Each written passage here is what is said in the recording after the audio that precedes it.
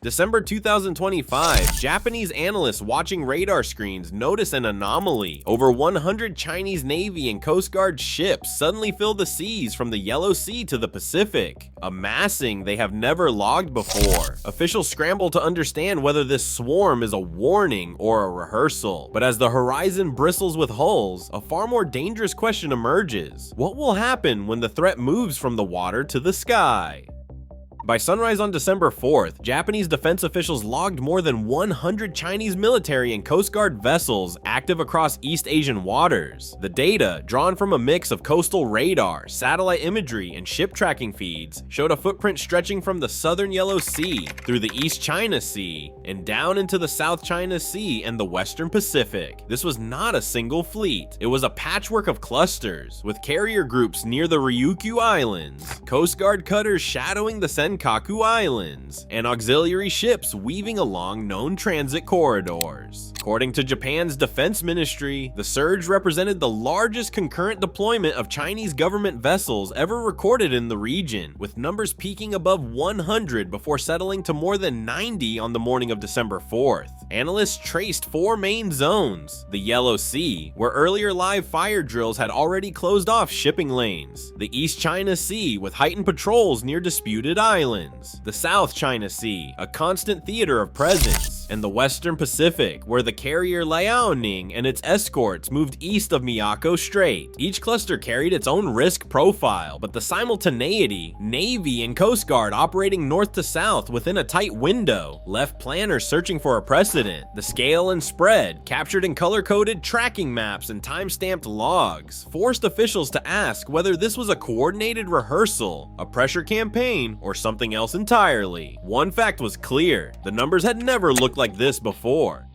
December brought a pause to the usual parade of summits and diplomatic handshakes in East Asia. With the region's leaders back in their capitals and major meetings wrapped for the year, the calendar opened a window that policy planners on all sides knew well. This year-end lull has become a familiar testing ground, when regular military rotations overlap with a gap in high-level diplomacy, and the world's attention drifts toward holidays instead of headlines. For China, the timing offered a rare chance to stress test reactions without the immediate glare of summitry or the risk of face-to-face confrontation. Military analysts point to a pattern. Each winter, exercises and patrols quietly multiply as routine deployments rotate through the region. But in 2025, the scale and simultaneity of Chinese activity stood out. The surge began just as the last regional forums closed their doors, and before New Year deployments from the United States or Australia could reinforce the area. The absence of major international gatherings meant that any response, whether a protest or a show of force, would play out through press releases and radar logs, not hurried conference room negotiation. Officials in Tokyo and Washington have long tracked these calendar gaps, wary that operational moves during diplomatic quiet periods can catch alliances flat-footed. The December window, with its combination of routine rotations and a diplomatic vacuum, allowed Chinese planners to probe for weaknesses in response speed and coordination. By launching such a broad maritime presence at this moment, Beijing was not only projecting power, but also measuring how quickly its rivals could adapt when the usual channels for dialogue had gone silent.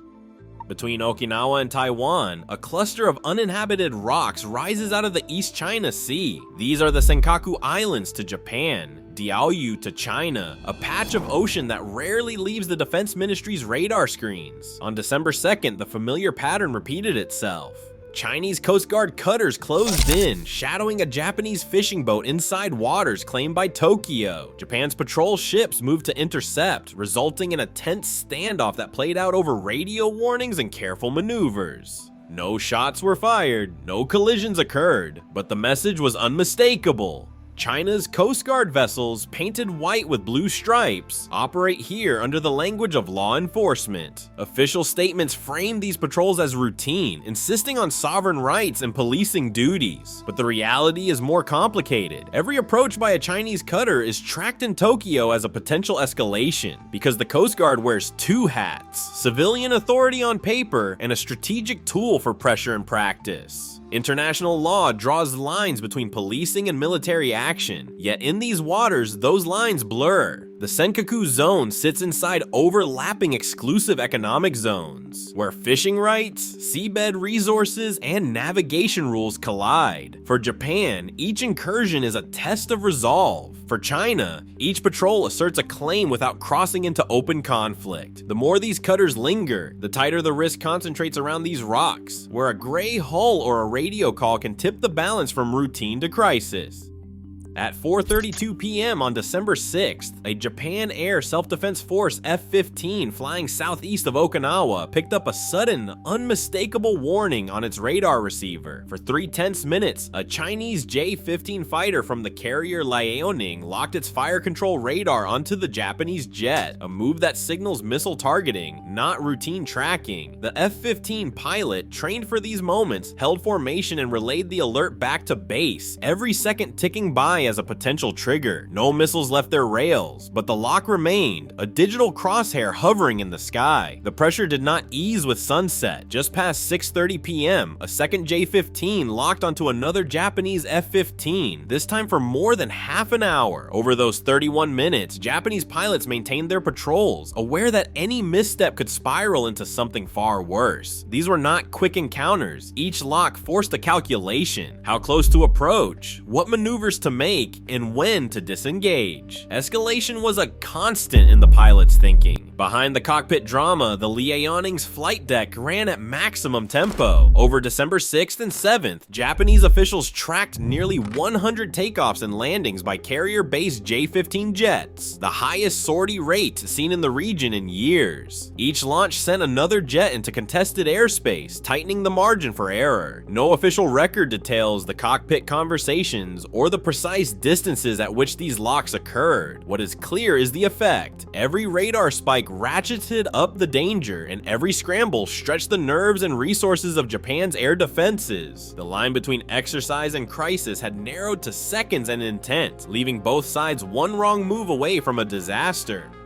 Military strategists studying the December surge point to more than just numbers on a map. The pattern of dispersed Chinese Navy and Coast Guard activity fits a textbook rehearsal for anti-access and area denial, also called A2AD operations. By deploying clusters of ships across the Yellow Sea, the East China Sea, and into the Western Pacific, Chinese planners appeared to be testing how quickly they could seal off key maritime approaches, especially the straits and choke points vital to Japan's defense into Allied movement. Analysts at M1T and the Naval War College note that this kind of masked, multi-zone presence is designed to stretch adversary surveillance and response, forcing Japan and its partners to divide their resources across a wide front. The inclusion of both Navy and Coast Guard hulls blurs the line between law enforcement and military action, creating legal ambiguity while still projecting strength. According to defense researchers, the December maneuvers resembled a live fire dress rehearsal for blocking reinforcements in a crisis rather than a simple show of force. The doctrine behind the surge is clear: deny access, complicate alliance planning, and probe for slow spots in the regional response chain.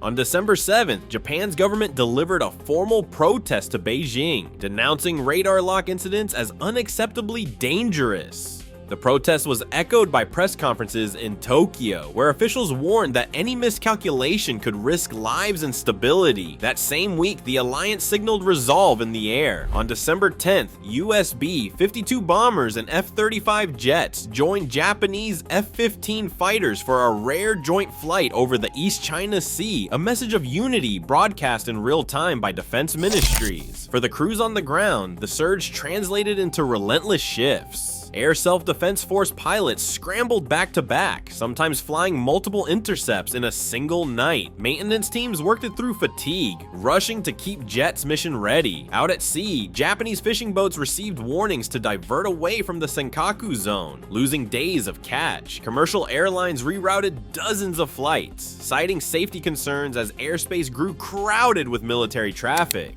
Each day, the risk of a split-second mistake, one wrong maneuver, or misunderstood signal hung over every patrol. In the halls of government and on the decks of ships, the question persisted: how close could they come to the edge without crossing it? Today, radar locks and ship swarms aren't just warnings, they're pressure points, felt in real time by every nation on the map. As gray zone tactics blur the line between routine and risk, the question isn't who acts first, but who decides what's too far before it's too late.